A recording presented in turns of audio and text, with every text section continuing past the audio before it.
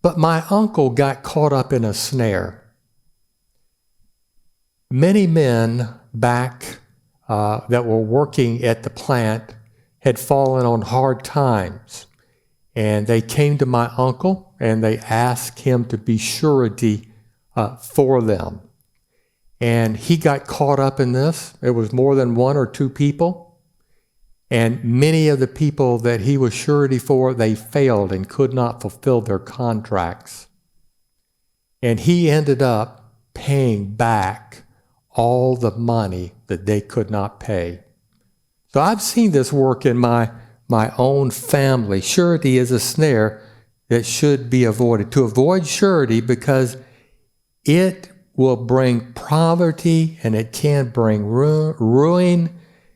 Often they can bring it into your family, because when you have to pay someone else's bills, that subtracts from what you can do for your own family. And most importantly, it can destroy relationships. And you know, the gospel is built on relationships. So the last thing we want to do is destroy relationships. See, it is dangerous for a man to be bound for his friend, even if he is one that you are well acquainted with and think will be able to repay. No one knows what tomorrow might bring. You know, if we've been drawn into the snare, it will be our wisdom by all means and with all speed to get out of this snare. Proverbs 6:3-5. I want to read those and then we'll talk about them. Do this now, my son, and deliver thyself when thou art come into the hand of thy friend. Go humbly thyself and make sure thy friend. Did you hear that word, humbly? This is not a time when you become surety for someone that you would go in and threaten them and use ill language toward them. You must go to them and humble yourself and ask to get out of this.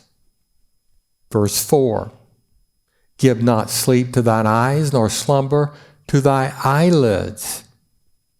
Deliver thyself as a roe from the hand of the hunter, and as a bird from the hand of a fowler. Now that word fowler is a person who catches birds. See, we should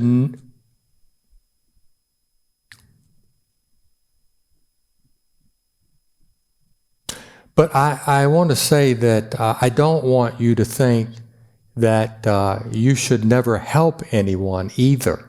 There's two sides to this. See, we should help one another. We should not think that it is unlawful in any case to become a surety for another. It may be a piece of justice, or it may be a piece of love for a friend. If you're able to help without putting yourself in danger.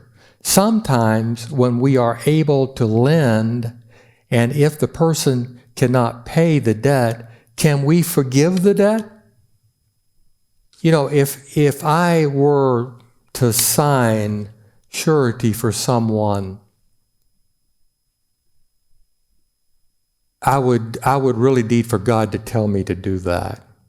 And, I would go into that under two circumstances. The first one being that if they did not pay, it would not change my financial position. The second one being that if they did not pay, that I would forgive them completely and never hold it over them. And I would be able to bless them and say, I'm so glad I could help you. Be blessed and move forward.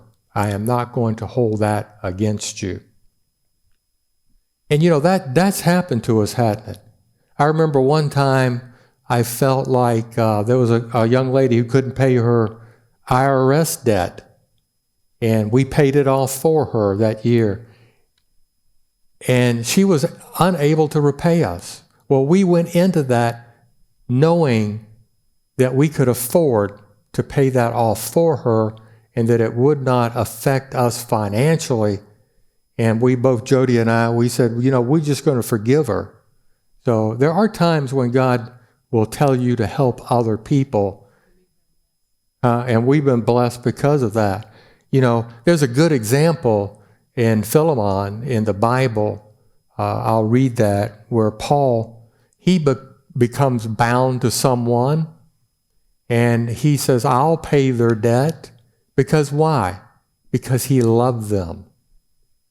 Let me read that. Philemon chapter 1, verse 17, 18, and 19. If thou count me therefore a partner, receive him as myself. He's talking about his buddy, Ominous.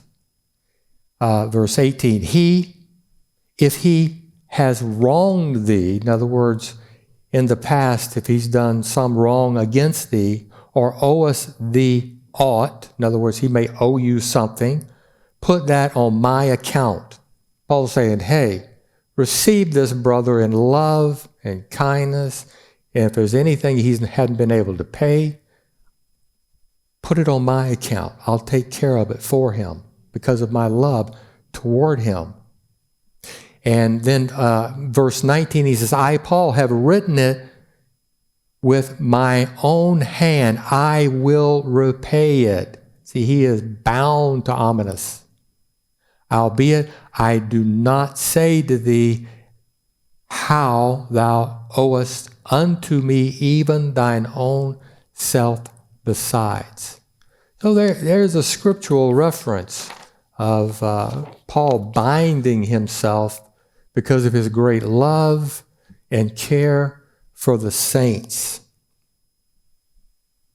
But I'm sure he didn't bind himself beyond what he was able to handle, because that would not be good for the sake of the gospel. We may decide to help a young man that we know to be honest and diligent, and so do for him a great kindness without any detriment to ourselves.